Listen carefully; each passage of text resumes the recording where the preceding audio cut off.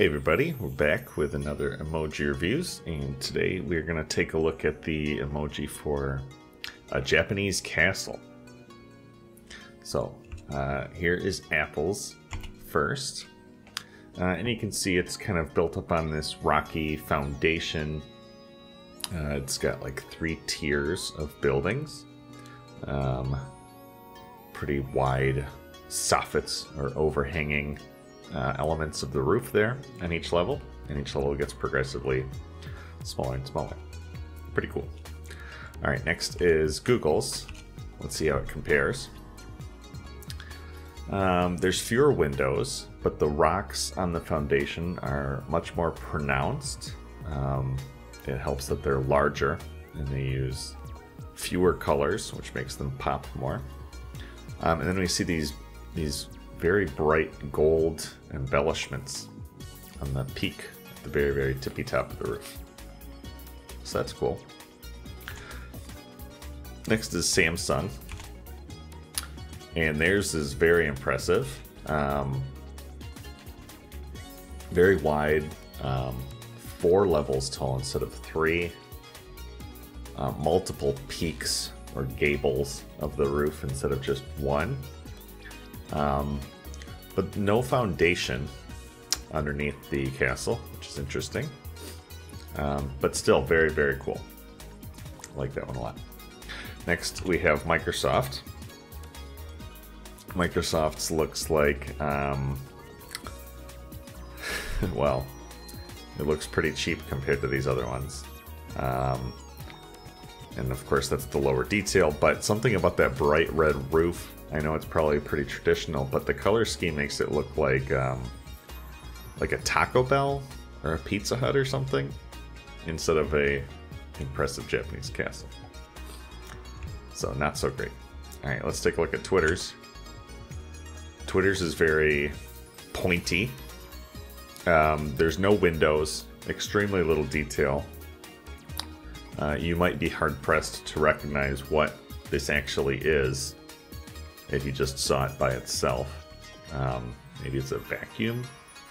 Maybe it's some sharp luggage. I don't know. But I think windows would really go a long way on making this one appear more like a Japanese castle. But you can see elements of the others in this one as well. So the gabled roof, the multiple tiers, the brick foundation, etc. And then last we have Facebook's. And Facebook's is cool. It's got an environment around it with some pink cherry blossom trees. So it's springtime there, and you can see a nice blue sky behind it. It looks very cool. The castle itself has a cool use of perspective. Like, it's kind of, you feel like you're looking up at it instead of, across a distance at it like the others. So very, very good use of perspective there on Facebook's. And for that, they are actually our superstar today. So good job, Facebook. I know I often award these guys that kind of use tricks or something to stand out. But or, anybody else was allowed to put cherry trees in theirs too, and a blue sky.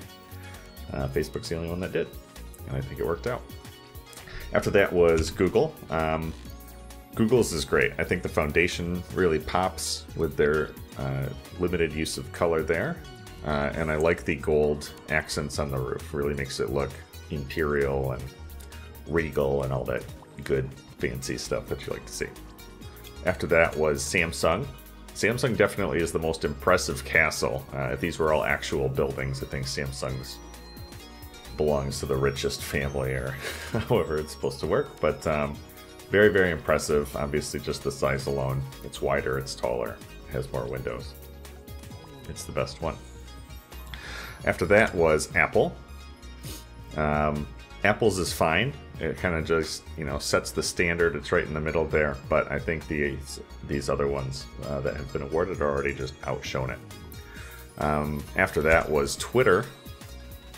Again, I think the windows are really necessary to define this one. So for that, maybe they should have even gotten last place. But Microsoft's is just so dorky looking. You know, it just kind of looks like a play school version of the Japanese castle, and not an actual Japanese castle. So, in the bottom again, Microsoft and Twitter. They really need to up their game. Well, that's it for today. Thanks as always for watching, and catch you later.